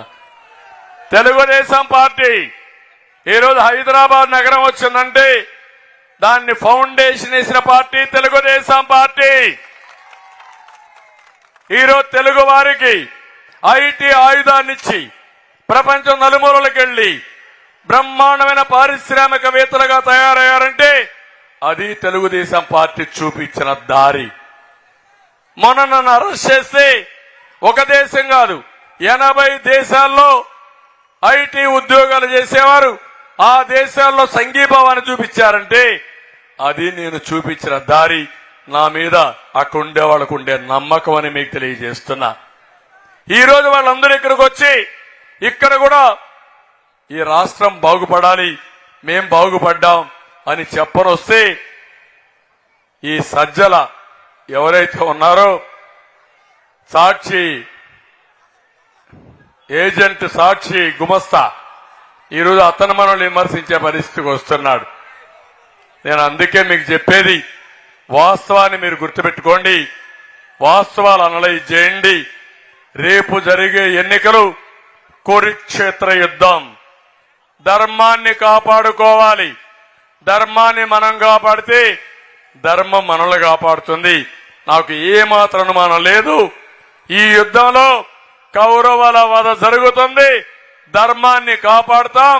నేను అసెంబ్లీకి ఒకే మాట చెప్పాను. మా మిస్సెస్ కూడా బూతులు తిట్టి చాలా వరకు అవమానం చేస్తే నేను భరించలేక ఆ రోజు బయట వచ్చి, ఇది గౌరవ సభ కాదు, ఆడవాళ్ళని అవమానిస్తున్నారు, ఇది గౌరవ సభ, మళ్లీ దీన్ని గౌరవ సభ చేసే వరకు క్షేత్రస్థాయిలో ఉండి పోరాడి క్షేత్రస్థాయిలో గెలిచి మళ్లీ అసెంబ్లీకి అడుగు పెడతారని ఆ రోజే ప్రతిజ్ఞ చేసి వచ్చా. మళ్ళీ అదే మరుగైతేనే పోతా. మళ్లీ మీరందరూ గుర్తుపెట్టుకోవాలి, నన్ను ఆశీర్వదించండి. నా కోసరం కాదు, మీ పిల్లల కోసరం, ఈ రాష్ట్ర భవిష్యత్తు కోసరం, భావితరాల భవిష్యత్తు కోసరం అని మరొక్కసారి మీ అందరికీ తెలియజేస్తున్నా. ఇక్కడికి వచ్చినప్పుడు ఇక్కడ ఒక ఎమ్మెల్యే ఉన్నాడు. ఇంకో పక్క ఇంకొక 2 విషయాలు. యువగళం నేను ఒకటే చెప్తున్నా మా తమ్ముళ్ళందరికీ, తమిళ్లో 20 లక్షల ఉద్యోగాలు ఇప్పించే బాధ్యత నాది. ఉద్యోగాలు వచ్చే వరకు 3,000 రూపాయలు నిరుద్యోగ భృతి ఇచ్చే బాధ్యత మాది. వర్క్ ఫ్రం హోమ్ తీసుకొస్తాం, ప్రభుత్వంలో ఉద్యోగాలు తీసుకొస్తాం, పెట్టుబడులు తీసుకొస్తాం. ఎస్కోట్ లోనే అవసరమైతే ఐటీ టవర్ కట్టి ఇంటి దగ్గర బోరు కొడితే ఇక్కడొచ్చి పని చేసుకునేట్టుగా చేస్తామని చెప్పి నేను మీకు తెలియజేస్తున్నా. ఇవన్నీ తెలిసిన వ్యక్తిని, నెరవేర్చిన వ్యక్తిని. కాబట్టి ఈ రోజు మీకు ఒక్కడే హామీ ఇస్తున్నా, 14 సంవత్సరాలుగా ముఖ్యమంత్రిగా ఏదైతే పనిచేశారో రేపు 5 ఏళ్లలో 15 ఏళ్లలో ఏం చేయగలుగుతామో చేసి మీ రుణం తీర్చుకుంటానని మీ అందరికి హామీ ఇస్తున్నా. అందుకే ఇంకో పక్క మీ అందరికీ ఇంటింటికి నీళ్లు ఇచ్చే బాధ్యత నాది. ఎక్కడెక్కడో తిరుగుతున్నారు, కొళ్ళాయి నీళ్లు రావడం లేదు. జల్ జీవన్ మిషన్ పెట్టారు. జల్ జీవన్ మిషన్ కూడా ఒట్టుట్టే అయిపోయింది, ₹1 కూడా వాడుకోలేదు. అందుకే హామీ ఇస్తున్నా, 5 ఏళ్లలో ప్రతి ఒక్క ఇంటికి నీళ్లు ఇచ్చే బాధ్యత మేము తీసుకుంటామని మీ అందరికీ హామీ ఇస్తున్నా. ఇది కాకుండా పెన్షన్ పెట్టిందే తెలుగుదేశం పార్టీ, పెట్టిన నాయకుడు ఎన్టీ రామారావు గారు. ఆ తర్వాత 200 రూపాయలు 2,000 చేసింది ఎవరు తమ్ముళ్ళోని మిమ్మల్ని అడుగుతున్నా. ఇతను పెంచింది 1,000 రూపాయలు, దానికి పెద్ద కథలు చెప్తున్నాడు. ఈరోజు ఒకటే చెప్పాను, 3,000 నుంచి 4,000 రూపాయలు పింఛన్ చేస్తానని చాలా స్పష్టంగా చెప్పాను. ఇంటి దగ్గరనే పింఛన్ ఇస్తాం, మొదటి తారీఖునే పింఛన్ ఇస్తాం. 1 నెల తీసుకోకపోతే 2వ నెల ఇస్తాం, 2 నెలలు తీసుకోకపోతే 3వ నెల ఇస్తాం. ఇంకో పక్క పింఛన్లు కూడా ఏప్రిల్ నుంచే ఇస్తాం, జూలై కాదు. మనకు రిజల్ట్ వచ్చేది జూన్ 4వ తారీఖు వస్తుంది. నేను ఇస్తే జూలైలో ఇవ్వాలి. అట్ట కాకుండా ఏప్రిల్, మే, జూన్ కూడా మీకు ఇచ్చేదానికి మేము నిర్ణయం చేశాం. ఇంకో పక్క వాలంటీర్లు కూడా చెప్పాను, మీ అందరికీ 5,000 నుంచి 10,000 రూపాయలు మీ హ్యాండ్ ఓవర్ పెంచే బాధ్యత మాది. ఇప్పుడు మీటింగులు చూస్తున్నారు, గెలిచేది కూటమి, రాబోయేది ఎన్డీఏ గవర్నమెంట్. ఇక్కడ మీరు రాజీనామా చేస్తే మీరు నష్టపోతారు. మళ్లీ ఒక మాట చెప్తున్నా, 10,000 ఇస్తాం, ₹1,00,000 సంపాదించే మార్గం కూడా మీకు నేర్పిస్తానని వాలంటీర్స్ అందరికీ హామీ ఇస్తున్నా. మీలో కూడా చదువుకున్న వాళ్ళు ఉన్నారు, మీకు కానీ స్కిల్ డెవలప్మెంట్ చేస్తే బ్రహ్మాండంగా ముందుకు పోయే అవకాశం ఉంటుంది. అది కూడా చేస్తానని చెప్పి వాళ్ళందరికీ హామీ ఇస్తున్నా. ఒత్తిడి వల్ల తప్పు చేయొద్దండి. ఒక అహంకారి, ఒక దోపిడీదారుడు, ఒక విధ్వంసకారుడు అందరినీ చెడగొట్టాలని, నేరాల్లో ఇరికించాలని, మీ జీవితాలు నాశనం చేయాలని ఆలోచిస్తాడు. అది మీకు కూడా మంచిది కాదు. నేను ఒకటే హామీ ఇస్తున్నా, ఒక సీనియర్ నాయకుడిగా చెప్తున్నా, మీ భవిష్యత్తు కోసం నేను అండగా ఉంటా.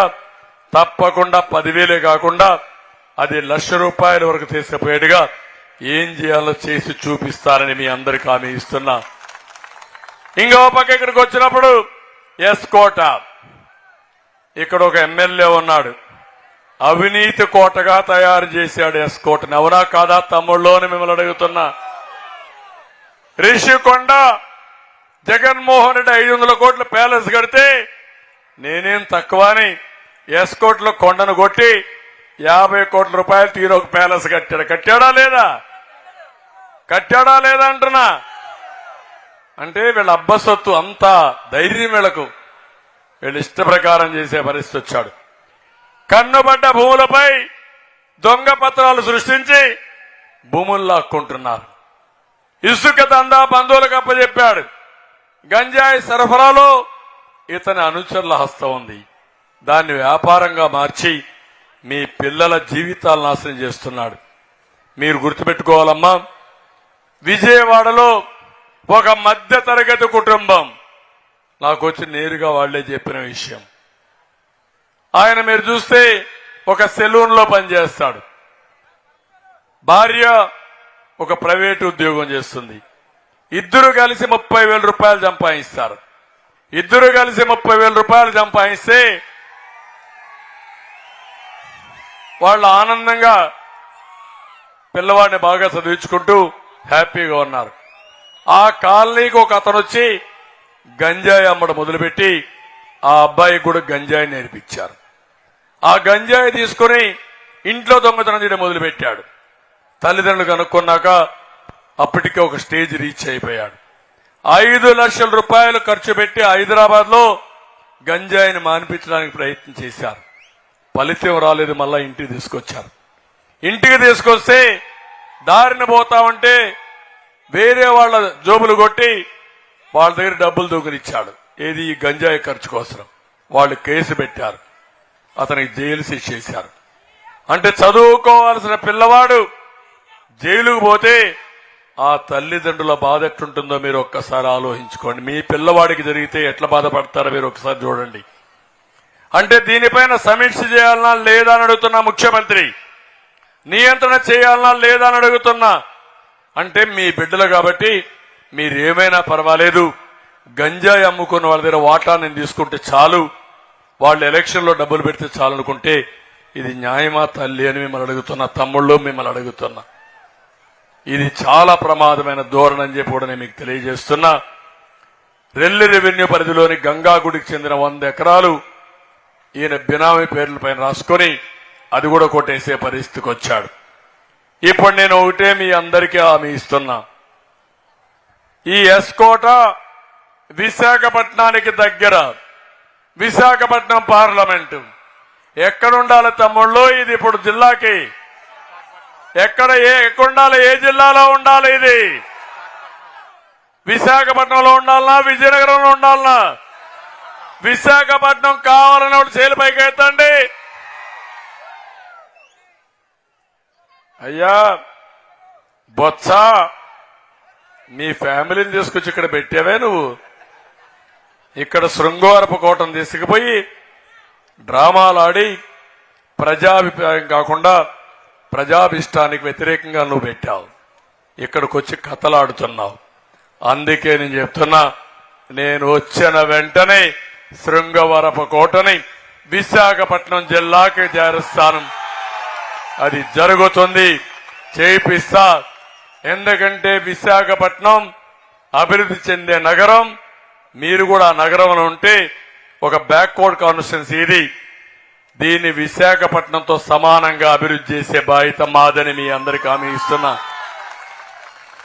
ఒకప్పుడు హైదరాబాద్ ఉండేది, రంగారెడ్డి జిల్లా ఉండేది.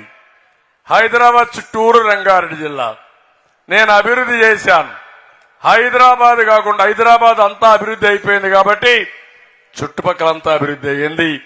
హైదరాబాద్ కంటే మిన్నగా రంగారెడ్డి జిల్లా అభివృద్ధి అయ్యింది. రేపు విశాఖపట్నాన్ని తలదన్నే విధంగా శృంగవరపు కోట అభివృద్ధి అవుతుంది తమ్ముళ్ళు. అది నా ఆలోచన. దానికి కారణం ఇక్కడ నీళ్లున్నాయి, ఇక్కడ మనుషులున్న నీళ్లు లేవు. భూమి ఉంది, నీళ్లు నేను తెస్తా, నీళ్లు నేను ఇస్తా. నీళ్లు వచ్చి భూమి ఉపయోగించుకుని ఇక్కడ పెట్టుబడులు వస్తే, ఇండస్ట్రీస్ వస్తే, ఇక్కడ ఒక రోడ్డు ఉంది. నేరుగా విశాఖపట్నం నుంచి అరకుకి నేషనల్ హైవే నేనే శాంక్షన్ చేయించా. ఆ రోడ్డు కరెక్ట్ గా వచ్చి దాన్ని కూడా పుణ్యం కట్టుకున్నారు.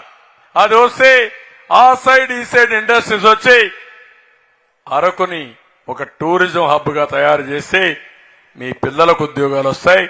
మీరు ఎక్కడికి పోవక్కర్లేదు. ఇది నా బాధ్యత, తప్పకుండా చేస్తానని చెప్పి మీ అందరికీ హామీ ఇస్తున్నా.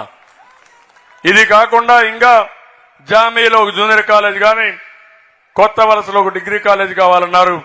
తప్పకుండా ఏర్పాటు చేస్తాం.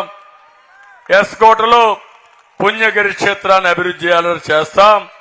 భీమ్ సింగ్ షుగర్ ఫ్యాక్టరీ కూడా మళ్ళా ఏం చేయాలని మనం ఆలోచించి దాన్ని కూడా మోసం చేశారు.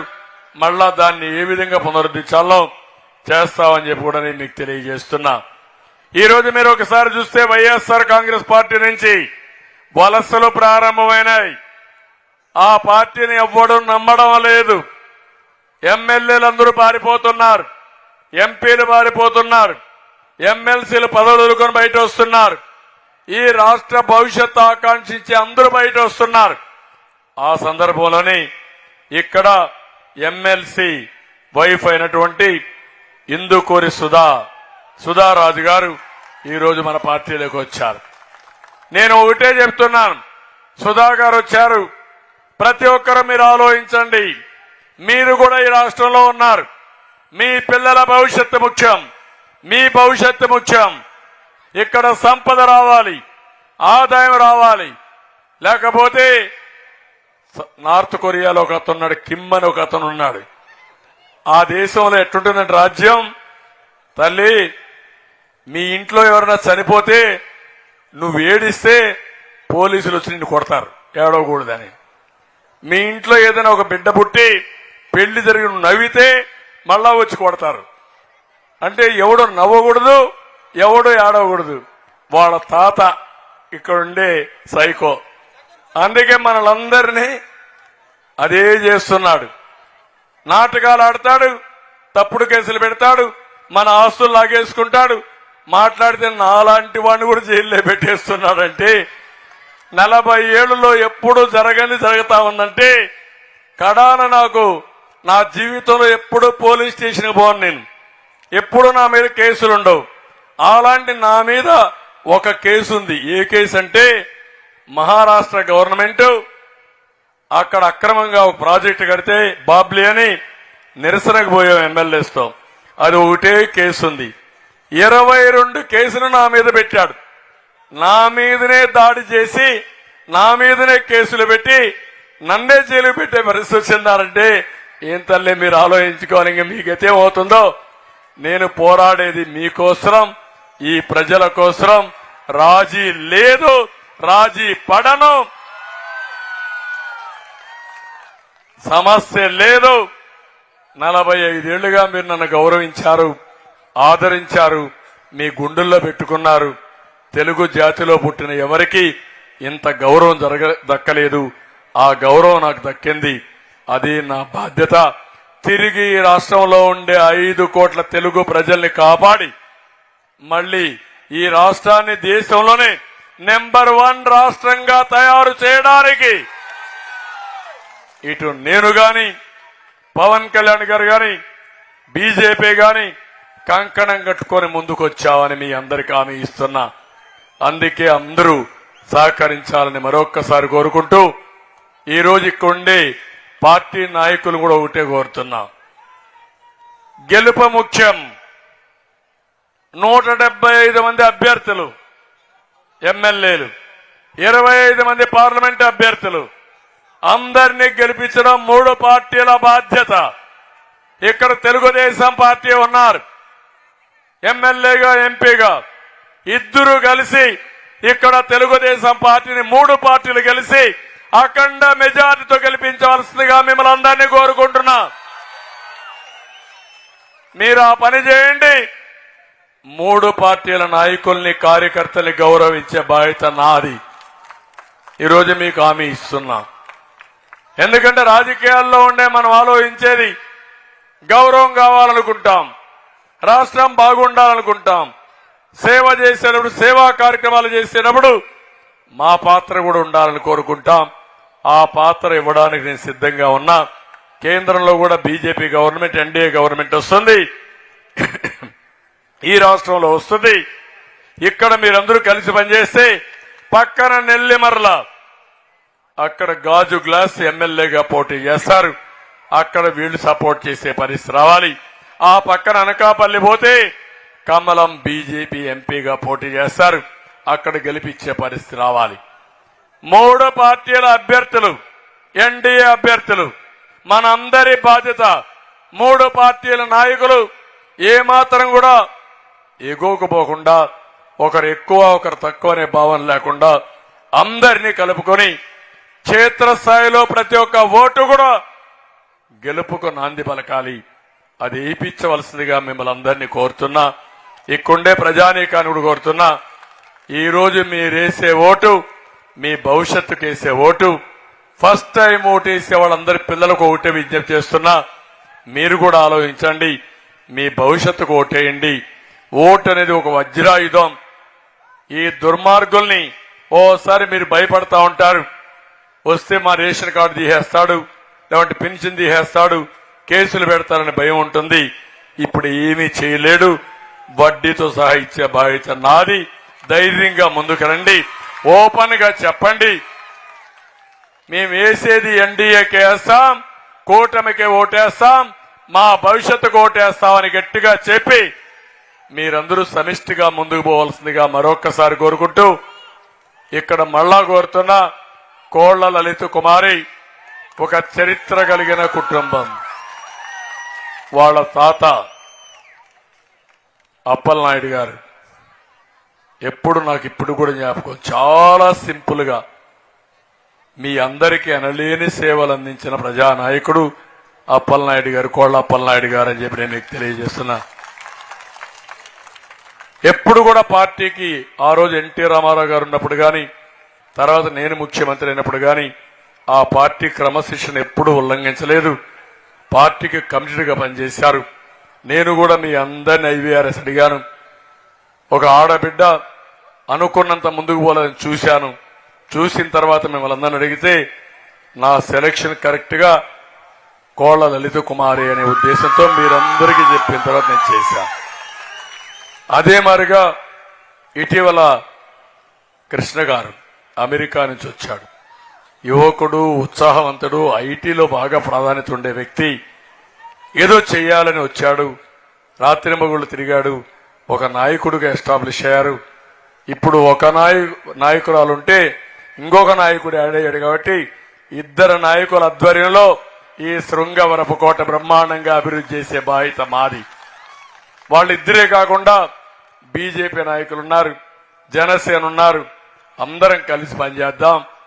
మీ బాధ్యత అఖండ మెజారిటీతో మీరు గెలిపించండి. మిమ్మల్ని అన్ని విధాలా ఆదుకుని ఈ నియోజకవర్గాన్ని బాగు చేసే బాధ్యత నేను తీసుకుంటానని మరొక్కసారి మీ అందరికీ హామీ ఇస్తూ, నేను వచ్చినప్పటి నుంచి చూస్తున్నా, నేను 50-55 నిమిషాలు మాట్లాడిన ఒక్కరు కదలలేదంటే మీరు ఒక నిర్ణయం చేశారు.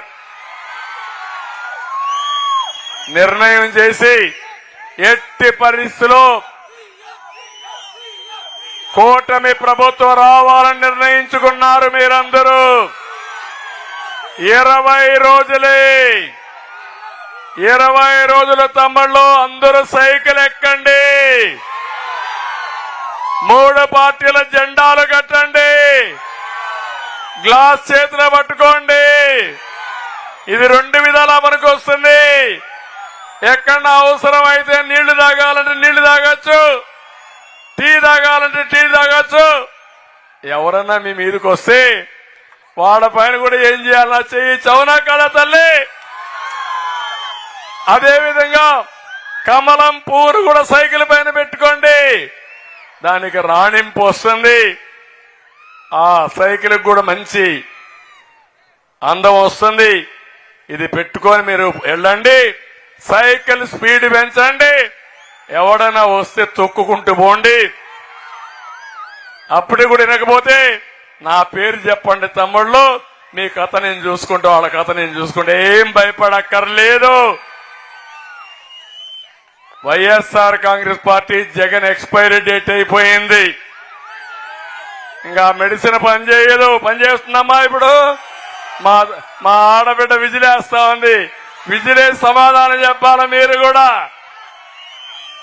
ఇది ఈ రోజు యొక్క మీటింగ్ చూసిన తర్వాత, శృంగవరపు కోట చూసిన తర్వాత తప్పకుండా శృంగవరపు కోట కూటమి అభ్యర్థులే గెలుస్తారు, గెలుస్తున్నారు, గెలిచారని మరొకసారి తెలియజేసుకుంటూ, ఇంత పెద్ద అభిమానం చూపించిన మీ అందరినీ, చాలా సార్లు వచ్చాను శృంగవరపు కోటకి. ఇంత ఉత్సాహం నా జీవితంలో ఎప్పుడు చూడలా, ఇంత అభిమానం కూడా చూడలా. ఈ అభిమానాన్ని ఓట్లుగా చూపించండి. నేనేం చేయాలనో చేసి మీ రుణం తీర్చుకుంటానని మరొక్కసారి తెలియజేస్తూ అందరికీ నమస్కారాలు. జై హింద్, జై తెలుగుదేశం. ఎస్కోట నియోజకవర్గ ప్రజలందరికీ నమస్కారం అండి. చాలా సంతోషంగా ఉంది మీ ముందుకు రావడం. ఇవాళ మా నాయకుడు చంద్రబాబు నాయుడు గారు ఇవాళ ప్రజాగలం పేరిట రాష్ట్ర వ్యాప్తంగా, అంటే మేము రోజుకి 2-3 మీటింగ్లు చేస్తే మాకు అరగంట మాట్లాడినా సరే వడదెబ్బ వచ్చేస్తుంది. మరి ఇవాళ చంద్రబాబు నాయుడు గారు మొన్నే పుట్టినరోజు కూడా సెలబ్రేట్ చేసుకున్నారు.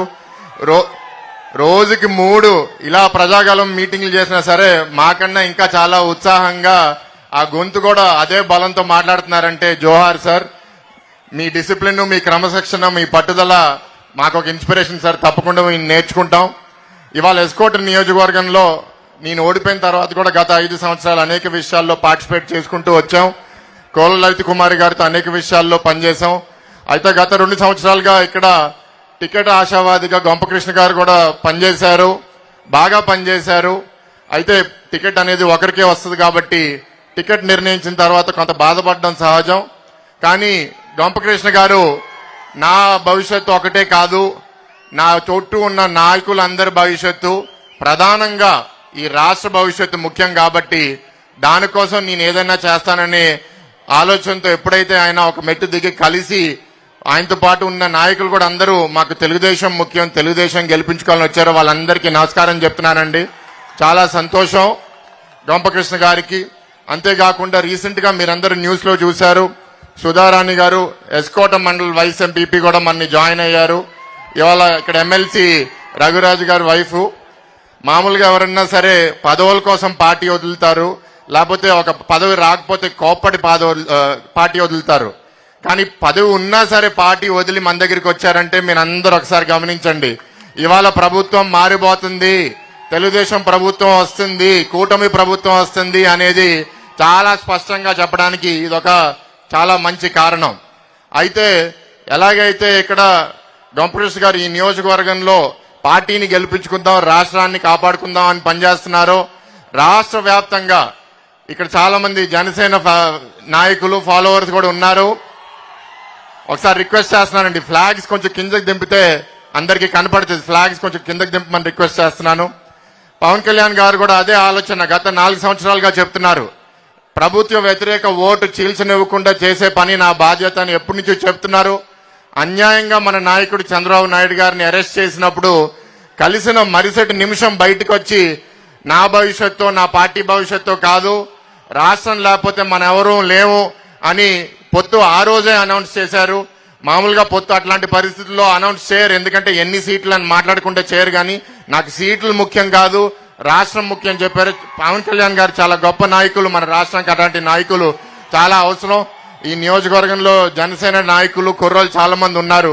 మీ అందరికి కూడా ఇవాళ అభినందిస్తున్నాను. మీ అందరికి కలిసి తెలుగుదేశం పార్టీ బీజేపీతో పనిచేసి మన కూటమిని గెలిపించడానికి, మనం బీజేపీతో పొత్తుకెళ్ళడానికి ప్రధాన కారణం ఏంటంటే, పోటీ చేసి తెలుగుదేశం జనసేన గెలిచిన అప్పుల పాలు అయిపోయిన రాష్ట్రాన్ని మళ్లీ కాపాడుకోవాలంటే కేంద్ర ప్రభుత్వం సహాయం అవసరం.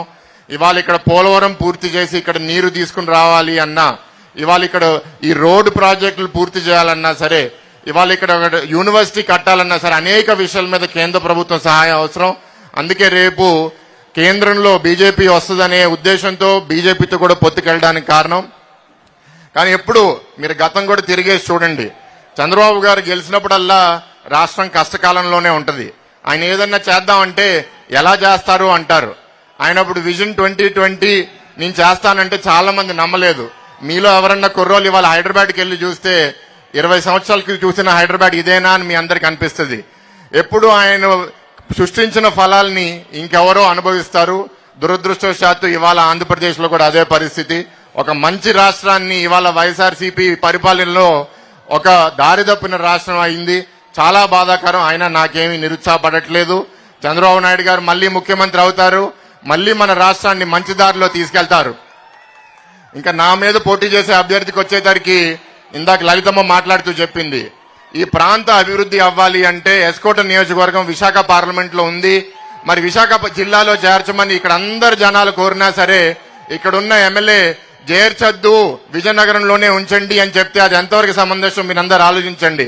అండ్ ఇక్కడ పోటీ చేసే ఎంపీ అభ్యర్థి వాళ్ళ కుటుంబం కూడా ఎన్నేళ్ళ నుంచో విజయనగరం మీద మేము శాసించాలి, ఎస్కోట మేము వదలడము అని మిమ్మల్ని వెనకబడి ఉంచాలనే వాళ్ళ ఆలోచన నాకు కనపడుతుంది. మీ అందరూ ఇవాళ వచ్చేసి కులం పేరుతోనో ఏదో పేరుతోనో నాకు ఓటేమని వాళ్ళు అడుగుతున్నారు. మీకు వెనకబడి మిమ్మల్ని ఉంచాలనుకున్న వాళ్ళు మీకు కావాలా, ముందుకు తీసుకెళ్లే చంద్రబాబు గారు లాంటి నాయకులు కావాలా అనేది మీ అందరు ఇవాళ నిర్ణయం చేశారని నాకు తెలుసు. అది ఓటు రూపంలో కూడా మీ అందరూ చూపించాలని కోరుకుంటున్నాం. ఇవాళ మొన్న ఇక్కడ సైక్లోన్ జరిగి పంట నష్టం జరిగితే అది కూడా ఇప్పుడు దాకా నష్టపరిహారం ప్రభుత్వం ఇవ్వలేదు. అదే గాని మనం పోలవరం ఈ పాటికి పూర్తి చేస్తుంటే సంవత్సరానికి ఒక పంట కాదు 2-3 పంటలు కూడా ఇక్కడ ఉన్న రైతులందరూ పండించేవాళ్ళు.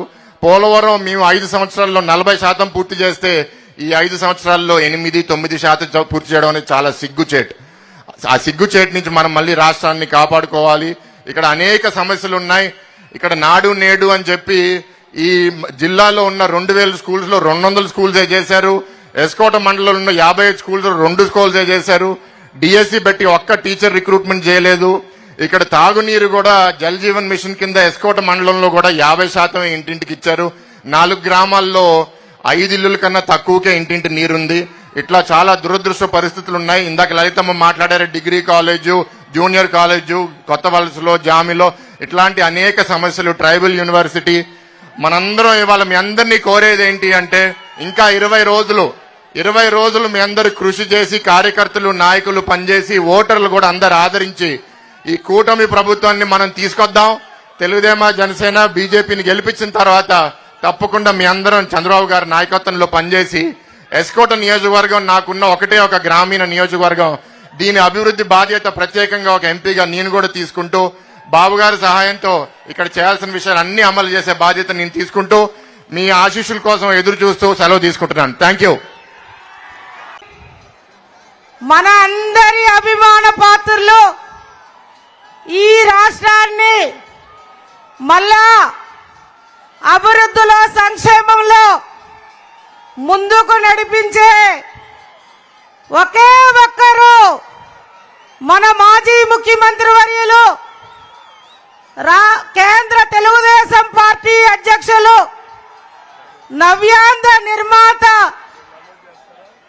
పోలవరం ప్రాజెక్టు సృష్టికర్త, రాజధాని నిర్మాణ సృష్టికర్త, దశ దిశ ఈ రాష్ట్రానికి భవిష్యత్తు రోజుల్లో మన కోసం మన వందకి ప్రజాగలం ఎన్నికల నేపథ్యంలో మే 11 జరగబోయే ఎన్నికలో మన ఎస్కోట్కు విచ్చేయడం మన నియోజకవర్గ ప్రజలు ఉమ్మడి పార్టీల అదృష్టం, నా కుటుంబ అదృష్టం అని శిరస్సు వంచి పాదాలకు నమస్కారాలు తెలియజేస్తా ఉన్నాను. విజన్ ఉన్న మన నాయకులు 24-47 అని చెప్పి భవిష్యత్తు యువత కోసం, ఈ రాష్ట్రం కోసం ముందస్తు ప్రణాళికలతో మనల్ని కాపాడాలని మన వద్దకు వచ్చిన మన తండ్రి సమానులు గౌరవ చంద్రబాబు నాయుడు గారికి మన అందరూ తరపున మరొక్కసారి నమస్కరిస్తూ, సార్ ఇవాళ ఈ రాష్ట్రం ఒక సైకో జగన్ మాయలో ఒక్క అవకాశంలో మోసపోయాం సార్. 5 కోట్ల మంది ప్రజలకు ఇవాళ అన్యాయం జరిగింది, అవునా కాదా? మళ్ళా ఈ రాష్ట్రాన్ని నడిపించే ఒకే ఒక్కరు సోదరులు పవన్ కళ్యాణ్ గారి సహకారంతో, నరేంద్ర మోడీ గారి ఆశీర్వాదంతో తమరే సార్ మళ్ళా ఈ రాష్ట్రాన్ని ముందుకు నడిపించగలరు. 25 సంవత్సరాలు వెనక్కి వెళ్ళిన ఈ రాష్ట్రాన్ని అభివృద్ధి, సంక్షేమం, పేదల కోసం తమరు మా రాష్ట్రంలో జన్మించారు సార్. నిజంగా మా రాష్ట్రం చేసుకున్న అదృష్టం సార్. మరి ఆ దశగా ఇవాళ మీకు ఒకే మాట ఇస్తున్నాం సార్. ఈ ఎస్కోట్ నియోజకవర్గం మీకు రుణపడి మేమంతా ఒకే మాట ఇస్తున్నాం సార్. ఉమ్మడి పార్టీల ఐక్యతతో గౌరవ ఎంపీ అభ్యర్థులైన శ్రీ భరత్ బాబు గారి సహకారంతో, మా సోదరులైన గొంప కృష్ణ గారు, సుధమ్మ సహకారంతో, జనసేన సహకారంతో, బీజేపీ సహకారంతో మేము ఎంపీ ఎమ్మెల్యేని గెలిచి తమకి బాధ్యతగా అప్పచెప్తాం సార్. మేము ఇవాళ ఈ రాష్ట్రంలో సంక్షేమం జరిగిందంటే ఆనాడు 2014 నుంచి 19 సారి ఎస్కోట్ నియోజకవర్గం అభివృద్ధి. ఇవాళ వచ్చిన రోడ్డు కూడా ఎస్కోట్ లో మెయిన్ రోడ్డు ఎన్నో ఏళ్ల కల రోడ్డు కూడా నోర్చుకోలేదు సార్. అటువంటిది తమ సహకారంతో 2015లో ఆ రోడ్డు వేసుకున్నాం సార్. ఈ నియోజకవర్గం అభివృద్ధి జరిగింది అంటే ఒక వైద్య రంగం కానీ, విద్యారంగాలు కానీ, గ్రామాల్లో సిమెంట్ తారు రోడ్లు కానీ, రైతు బజార్లు కానీ, డంపింగ్ యార్డులు కానీ, సబ్ స్టేషన్లు కానీ, అనేక అభివృద్ధి కార్యక్రమాలు అన్ని శాఖలకు సంబంధించి జరిగాయంటే అది తమ సహకారం. సుమారుగా అన్ని శాఖలు 2000 కోట్ల పైన ఇక్కడ అభివృద్ధులు జరిగాయి సార్. ఇదైతే వాస్తవం, ప్రజలందరికీ తెలుసు సార్. మరి ఇవాళ నేను కూడా ఒకటే కోరుతా ఉన్నాను, గౌరవ చంద్రబాబు నాయుడు గారు ఇవాళ నా మీద గుర్తుల బాధ్యత పెట్టారు, మా కుటుంబం మీద బాధ్యత పెట్టారు. తెలుగుదేశం పార్టీ ఆవిర్భావం నాటి నుండి ఉన్న నా కుటుంబాన్ని ఆనాడు అన్నగారు, ఈనాడు చంద్రబాబు గారు ప్రజలకు సేవ చేస్తానని ఒక నమ్మకంతో ఈనాడు 10వ నా కుటుంబానికి తెలుగుదేశం పార్టీ అభ్యర్థిగా సీటు ఇవ్వడం నా కుటుంబం ఎప్పుడు రుణపడి ఉంటుందని సార్కు మరొక్కసారి నమస్కరిస్తూ, సారు వారిని స్ఫూర్తిగా తీసుకొని ప్రజలకు సేవ చేయాలని నేను సాధారణంగా గృహిణిగా ఉన్న నాకు సార్ అవకాశం ఇచ్చారు. మరి ఆ దశగానే ప్రజలకు సేవ చేస్తూ బాధ్యతగా మే 11 జరగబోయే ఎన్నికల్లో 2 ఓట్లు 2 సైకిళ్ళకి మేము ఎస్కోట్ నుంచి మంచి మెజార్టీతో గెలిపించి మీకు అప్పచెప్తామని ఈ ప్రజా గళంలో తమకు మాట ఇస్తూ, సార్ మాకు కొన్ని కార్యక్రమాలు ఉండిపోయాయి సార్, తమరిచ్చారు. ఈ ప్రభుత్వం, ఈ స్థానిక ఎమ్మెల్యే, మొన్నటి వరకు ఉన్న ఎంపీ మమ్మల్ని మోసం చేశాడు సార్. ఏవైతే తమరు గిరిజన యూనివర్సిటీ ఇక్కడ మాకు శాంక్షన్ ఇచ్చారో ఈ ఎమ్మెల్యేకి అక్కర్లేదు. ఈ ఎమ్మెల్యే పెద్ద అవినీతి పరుడు సార్. ఆయనకు ఉదయం లెగిస్తే భూదందాలు, దేవాలయ భూములు కూడా ఇవాళ కుంభకోణాలు చేస్తూ ఎక్కడికక్కడ అవినీతితో ఈ నియోజకవర్గం ప్రజలకి సేవ లేదు. జల్సాగా ఈ 5 ఏళ్లు కాలక్షేపం చేస్తూ పక్క నియోజకవర్గాన్ని వచ్చిన వలస పక్షి సార్ ఆయన. ఈ నియోజకవర్గ ప్రజల కష్టాలు ఏవి అక్కర్లేదు. పైపెచ్చు ఏదైతే ఇవాళ వాళ్ళ ముఖ్యమంత్రి జగన్ 25 పార్లమెంట్లు జిల్లాలుగా చేస్తామని చెప్పారో మరి మా నియోజకవర్గం విజయనగరంలోనే ఉంచేశారు సార్. దానికి ఎమ్మెల్యే ఉత్తరం కూడా ఇచ్చారు, విశాఖపట్నంలో కలపద్దు, విజయనగరంలోనే ఉంచండి అని. ఎంత దుర్మార్గపు ఆలోచనలో ఈ ఎమ్మెల్యేకి ఒక్కసారి మీ అందరూ ఆలోచించాలని.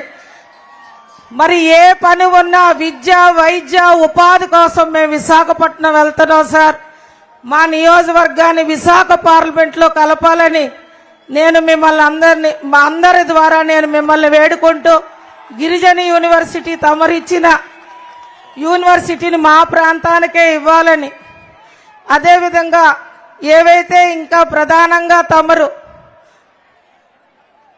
బాబు షూరిటీ భవిష్యత్ గ్యారంటీలో సూపర్ 6లో మా ప్రజలంతా ఇంటింటికి వెళ్ళేటప్పుడు ఒకే మాట చెప్తున్నారు సార్, బాబు గారు వస్తేనే మా భవిష్యత్తులు బాగుంటాయి. ఆయన మాట ఇచ్చారంటే మాటకు కట్టుబడి ఉంటారు. మహిళల భవిష్యత్ అయినా, యువత భవిష్యత్ అయినా, ఈ రాష్ట్ర భవిష్యత్ అయినా కాపాడేది తమరే అని చెప్పి ప్రజలంతా కూడా బ్రహ్మరథం పడుతున్నారు సార్. వారి అభిమానానికి తమరు భవిష్యత్తు మాట ఇచ్చారంటే మాటకే మా మహిళల కష్టాలు తీరుతాయి సార్, యువతకు ఉద్యోగాలు వస్తాయి. తమరే మాకు పెద్ద ఈ రాష్ట్రానికి. ఆ దశగా మరి ప్రజలందరి యొక్క ఇవాళ అభివృద్ధి సంక్షేమాల్లో తమరు తోడుండి నడిపించాలని మరి కోరుకుంటూ, సార్ మరి అన్నా క్యాంటీన్లు ఈ దుర్మార్గులు తీసేశారు, అన్నా క్యాంటీన్లు తమరు మళ్ళా పునరుద్ధరించాలని. అదేవిధంగా సార్ ఇక్కడ ఎంపీగా బొత్స ఝాన్సీ పోటీ చేస్తున్నారు సార్. ఆయన ఒక విద్యాశాఖ మంత్రి. ఈ గిరిజన యూనివర్సిటీ కోసం మాట్లాడు జగన్ దగ్గర. మా నియోజకవర్గ ఎమ్మెల్యే కొన్ని హామీలు ఇచ్చి జామిలో జూనియర్ కాలేజీ, కొత్త వలసలో డిగ్రీ కాలేజీ చెప్పారు సార్. అవి ఈ 5 ఏళ్లలో కూడా విద్యాశాఖ మంత్రి ఈ జిల్లాలోనే ఉన్నా ఈ రోజుకి అతిగతి లేవు సార్. ఆయన అవినీతిలో ముందుంటాడు బొత్స. ఈ జిల్లా అంతా ఈ విధంగా అభివృద్ధి లేకుండా ఉండడానికి ప్రధాన కారకులు ఆయన కుటుంబం. ఇవాళ విజయనగరం అంతా అయిపోయింది, ఇంకా విశాఖపట్నంలో ఉన్న భూదందాలన్నీ దోచుకుందామని చెప్పి మా ప్రాంతం వైపు వస్తున్నారు సార్. ప్రజలంతా గమనించండి, వాళ్ళ కుటుంబం ఏ దశగా ఈ జిల్లాలో ఏకపక్షంగా మనల్ని ఇబ్బంది పెట్టారో ఇవాళ ఆలోచించండి. వాటి మీదే శ్రద్ధ లేని విద్యాశాఖ మంత్రి, అవినీతి పరులు, యువతకు వోక్స్ వ్యాగన్ ఆనాడు వస్తే ఇతర రాష్ట్రాలకు తరలించిన పెద్ద మనిషి ఇవాళ ఏం మొహం పెట్టుకొని ఇక్కడికి వస్తున్నారో మీరు కూడా ఆలోచించాలి. దయించి ఇటువంటి అవినీతి పరువులకి మనం ఓటు ద్వారా బుద్ధి చెప్పాలని, ఎమ్మెల్యే ఎంపీని ఓడించాలని నేను మీ అందరికీ చేతులు జోడించి శిరస్సు వంచి నమస్కరిస్తూ, సారి ఎమ్మెల్యేకు మాకు భరత్ బాబు గారు ఎంపీగా మాకు తోడుంటే అనేక అభివృద్ధి కార్యక్రమాలు తమ ద్వారా కేంద్రం ద్వారా భవిష్యత్తు రోజుల్లో ఈ నియోజకవర్గ అభివృద్ధిలో ప్రధాన పాత్ర యువకులు, విద్యావంతులు తోడుంటారు. తప్పకుండా నియోజకవర్గ ప్రజలు గౌరవ చంద్రబాబు నాయుడు గారు నాపై పెట్టిన నమ్మకానికి 2 ఓట్లు 2 సైకిళ్ళకి వేసి ఆదరించి ఇద్దరిని గెలిపించండి అని మరొక్కసారి శిరస్సు వంచి నమస్కరిస్తూ, సారి వాళ్ళు రావడం మాకెంతో అదృష్టం.